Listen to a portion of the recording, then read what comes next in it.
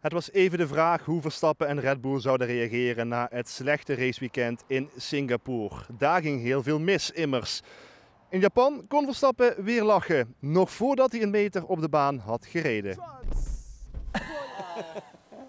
Whole weekend in itself where you see a lot of passionate fans all the time, fully dressed up.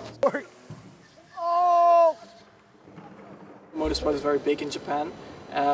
And yeah, the driving part, I mean, the track is amazing. We are here to win. Simple as that.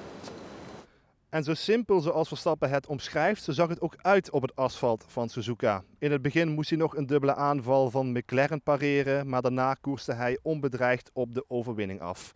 Zijn teamgenoot Sergio Perez bleek ondertussen, net zoals in het filmpje zojuist, toch een beetje een brokkenpiloot.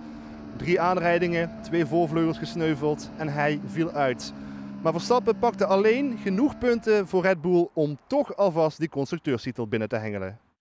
Ja, toch altijd heel belangrijk om en de punten te scoren en die titel binnen te halen. En daar hoort ook weer veel prijzengeld hangt daar aan vast. Dus voor het team heel belangrijk. En 1 van de 2 titels die ze binnen willen halen.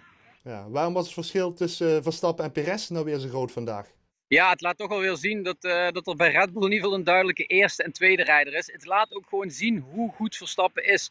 Keer op keer al bijna, misschien 2 seizoenen op rij, is Verstappen gewoon bijna foutloos.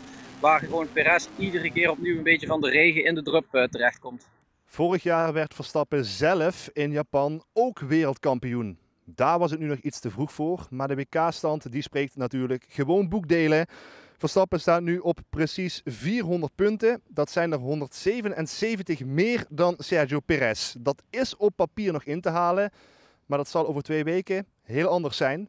In de Grand Prix van Qatar, daar kan het gaan gebeuren voor Verstappen. Omcirkel alvast in de agenda zaterdag 7 oktober. Inderdaad, een zaterdag, want dan wordt daar een sprintrace gereden. Als Verstappen daar in de top 6 finisht, dan is zijn 3e wereldtitel, 6 races voor het eind, al een feit.